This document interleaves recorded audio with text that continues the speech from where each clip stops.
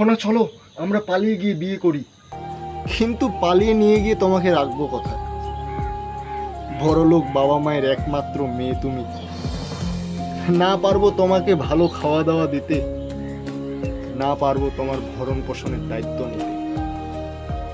সোনা তুমি গ্যারেজের যেই কাজটাই করে আমাকে খাওয়াও না কেন, তুমি আমাকে যাই খাওয়াবা আমি তাই খাবো, তুমি তো আমার ভরণ পোষণের দায়িত্ব নিতে পারবা সোনা। দরকার হলে আমরা গাছতলায় গিয়ে থাকবো। এই শুনো, আমি কিন্তু এইভাবে আর তোমার সাথে থাকতে পারবো না। বিয়ের 5 বছর হয়ে গেল, এখন পর্যন্ত আমাকে কি দিতে পারছো? হ্যাঁ হ্যাঁ, না দিতে পারছো ভালো একটা দামি শাড়ি, না দিতে পারছো ভালো গয়না, সোনার গয়নাপাতি, রূপার গয়নাপাতি। কি দিছো আমাকে? হাতের চুড়ি দিছো, কি দিছো? দুল দিছো, কসমেটিক্স দিছো, লিপস্টিক দিছো, আইলাইনার দিছো, ভ্রু প্লাক দিছো, কিছুই আমাকে দিতে পারোনি। আর আসছে এখানে বাঙি মারতে। সর। প্লিজ আমাকে ক্ষমা করে দাও প্লিজ।